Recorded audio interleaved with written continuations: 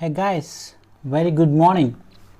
Today we are going to discuss Mark chapter 5. We are continuing Mark chapter series and Mark chapter 5 verse 21 to 43. We can put it as a title like a dead girl and a sick woman. I am reading, please look at your Bible. Verse 21, when Jesus had again crossed over by boat to the other side of the lake, a large crowd gathered around him. While he was by the lake, one of the synagogue rulers named Jairus came there, saying, Jesus. He fell at his feet and pleaded earnestly with him, my little daughter is dying. Please come and put your hands on her so that she will be healed and live. So Jesus went with him. A large crowd followed and pressed around him. Now I am reading 25th verse. And a woman was there who had been subject to bleeding for 12 years. She had suffered a great deal under the care of many doctors and had spent all she had. Yet instead of getting better, she grew worse. When she heard about Jesus, she came up behind him in the crowd and touched his cloak, because she thought, if I just touch his clothes, I will be healed. Verse 29, immediately her bleeding stopped, and she felt in her body that she was freed from her suffering. At once Jesus realized that power had gone out from him. He turned around in the crowd and asked, who touched my clothes? Verse 31, you see the people crowding against you. His disciples answered, and yet you can ask, who touched me? But Jesus kept looking around to see who had done it. Then the woman, knowing what had happened to her, came and fell at his feet and, trembling with fear, told him the whole truth. Verse 34, he said to her, daughter, your faith has healed you. Go in peace and be freed from your suffering. Verse 35, while Jesus was still speaking, some men came from the house of Jairus, the synagogue ruler. Your daughter is dead. They said, why bother the teacher anymore?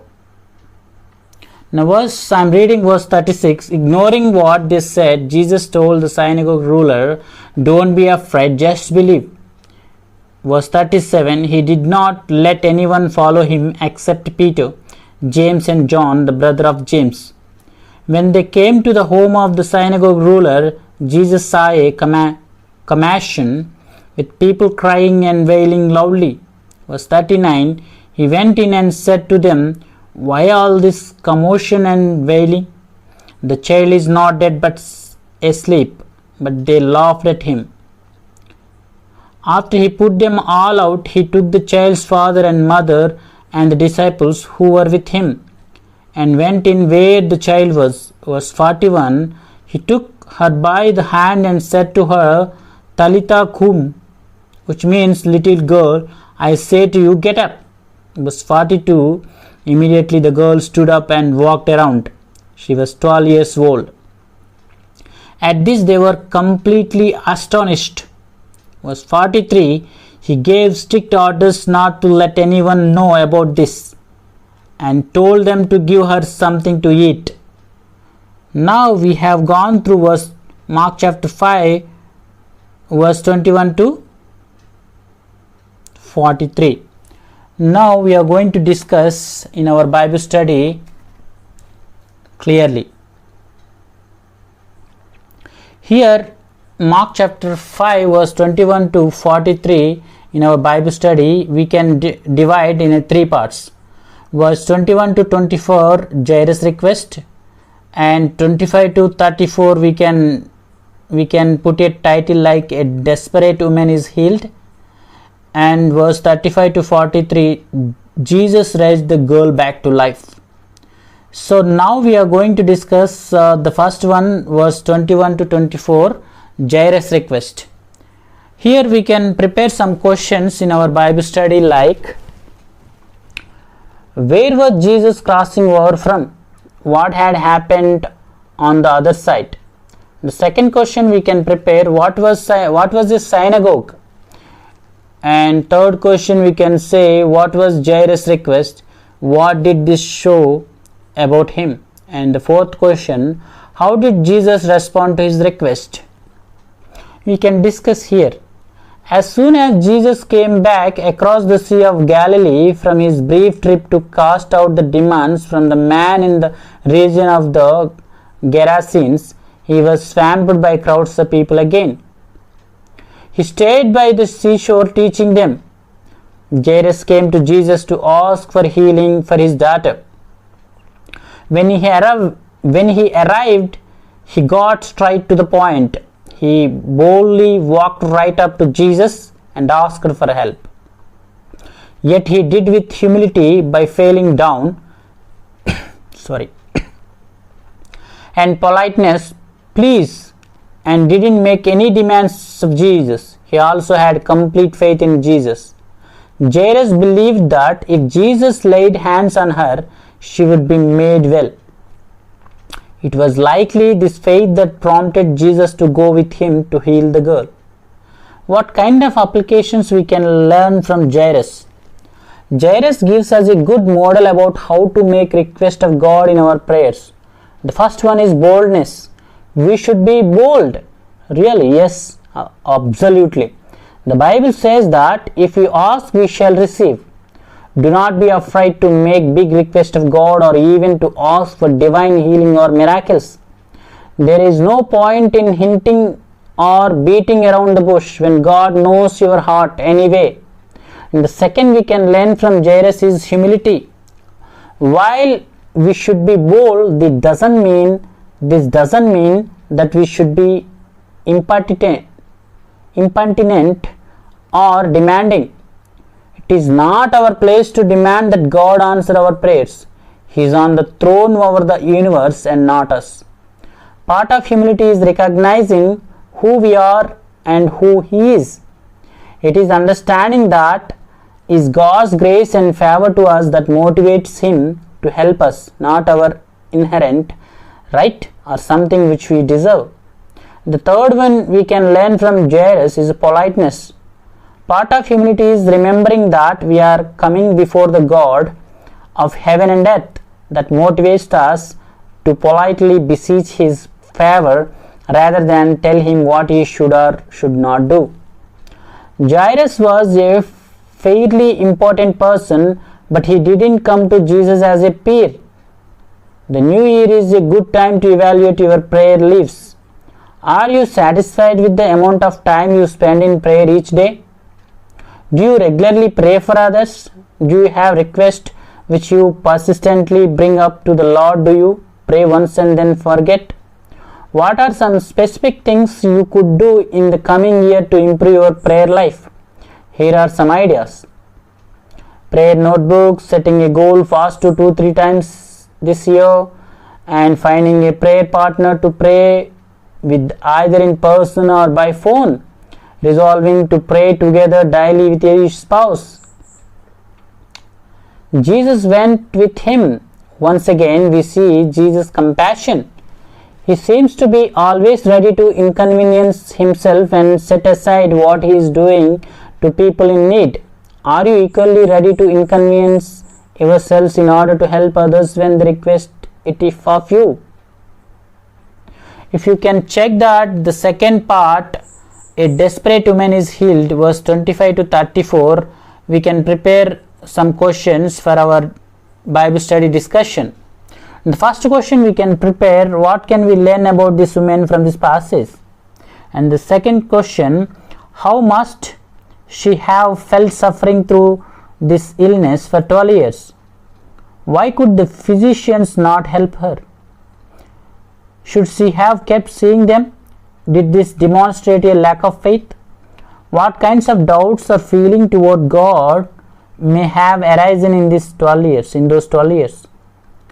We can, next question, why did God put her through this trial? Since we can't know why, what might she have learned during these 12 years? Why Jesus did ask who touched him? Did he not know the answer? What was the result of this question? For the women, for the crowd, for the disciples. How did Jesus respond to the lady? What can we learn about his character from this? The next question, last question, how might Jairus have felt while all of this was going on? If we can look at, a man who couldn't walk for 38 years was healed in the Bible. And parallel passage, nothing that the woman's problem was incurable, faith and healing.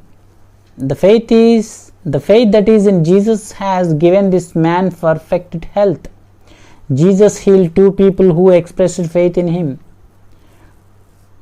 We should still pray for the sick. Now we can discuss the above questions like, this woman had this problem for 12 years. If you can check the background. Have any of you been sick for 12 years? How about 1 year? It is hard for me to imagine what it must have been like for this lady to have this problem for 12 years. Not only would the hemorrhoids have been quite painful, but it would have also been very inconvenient and kept her from living a normal life. This woman had tried everything that people could do. She was in a desperate situation. She herself was helpless to solve this problem or find anyone who could. That is the bad news. But the good news is that God is in the business of helping hopeless and desperate people. That is exactly what he does when he saves sinners like you and me. The lady had tried to help from many physicians. There is nothing that matter with that. Some cultish groups forbid seeing doctors, but we don't see similar commands anywhere in the Bible. Jesus himself told the man with leprosy to go and report his healing to the priest. Also, God often uses people to help other people. So it was not wrong to see physicians, and it is still not wrong today. However, we must always remember to ultimately depend on God and not on people. We don't know from the text what the lady's attitude was like during these 12 years or whether she was depending on God or not. She very well could have prayed for healing during that time, but God had his timing. So why did God wait 12 years to heal her? We do not know the answer to this question, but we know that there are countless people who are in pain and face health issues. Today we have the same question. How will you answer this question?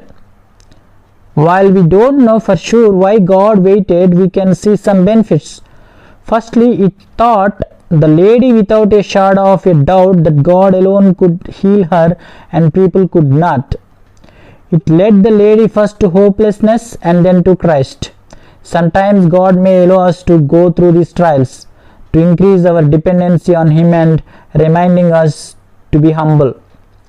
It provided an opportunity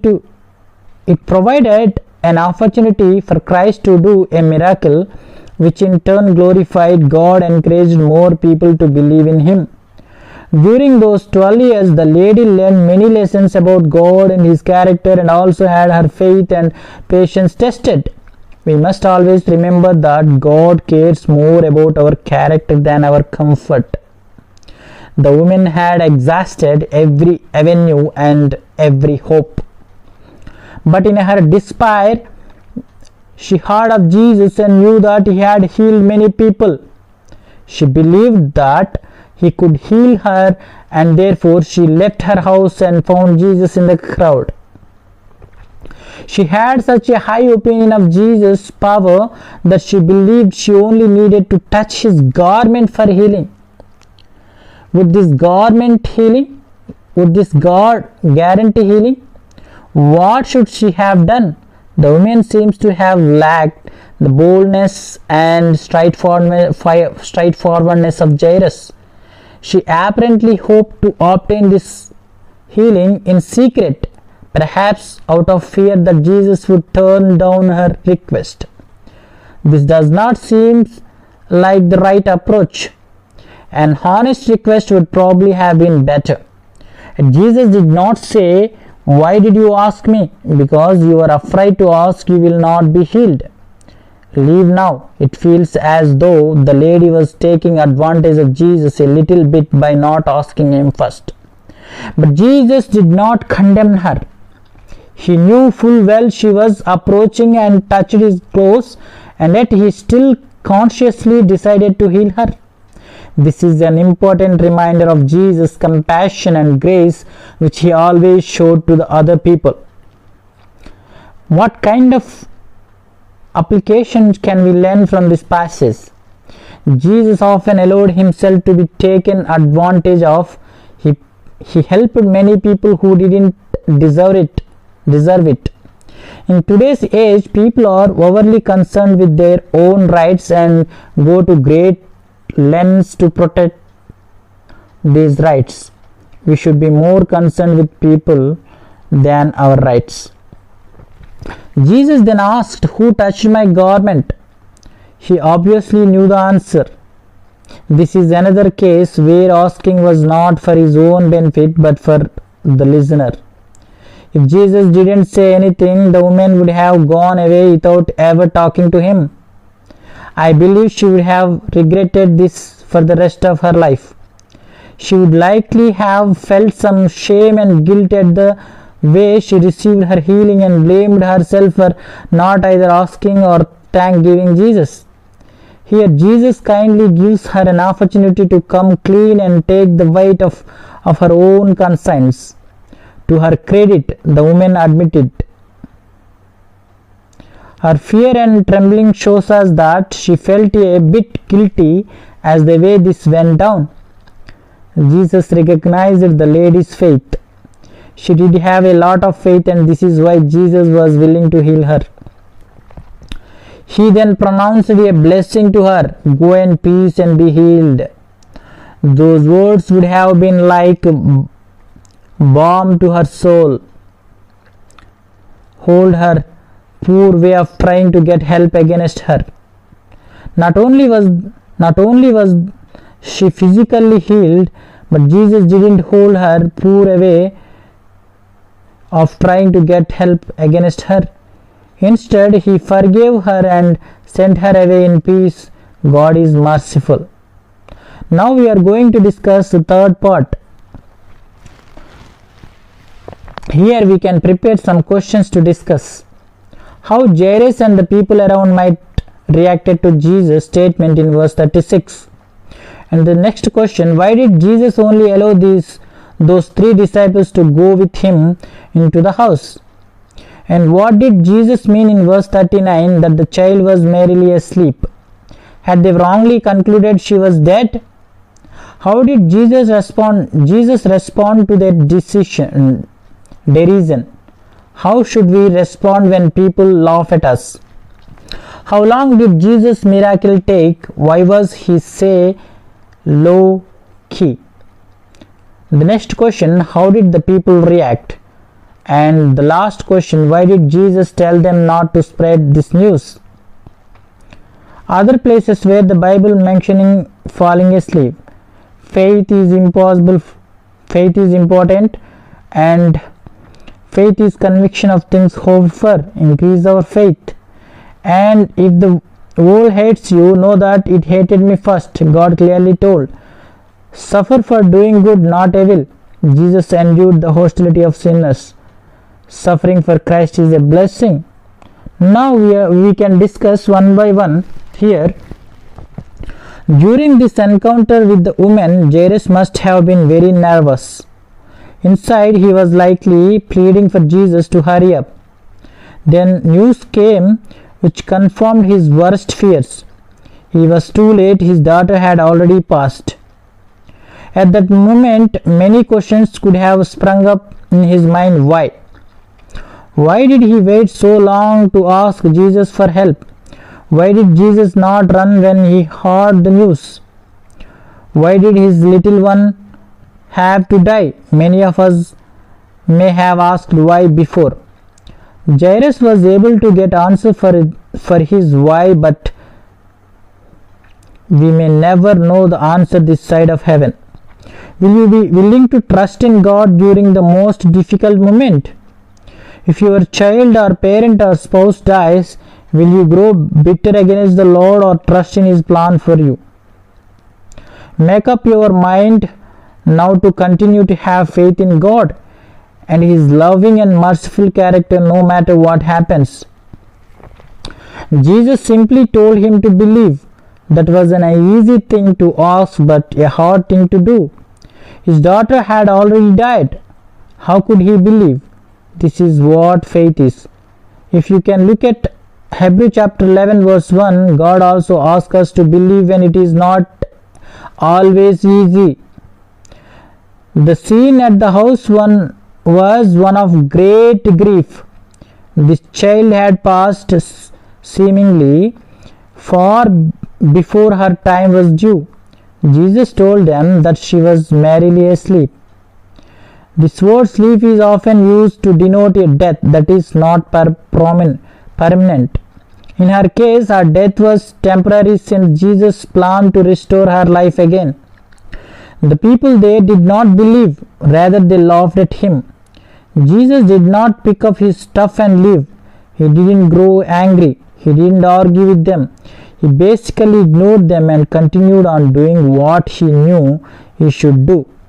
What do you do when people laugh at you? Do you change your actions and try to blend in? Do you take it personally? Do you throw insults back at them? What should we do? Jesus then raised her up again. His command could not be ignored even by a lifeless body. His authority extends to life and death.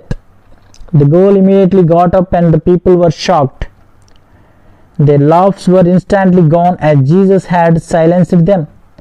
The same will be true of people who laugh at believers today. It might take longer, but one day their laughs will be gone. Jesus told them not to share this news out. It was likely for the same reason he gave this command before, that is, he didn't want too many crowds around which would prevent him from fulfilling his preaching ministry. So today we have learned three things here. From Mark chapter 5 verse 21 to 43, we have seen Jairus' request, and the second one is a desperate woman is healed, and the third one is Jesus raised the girl back to life. So we can meet in the next Bible study. God bless you.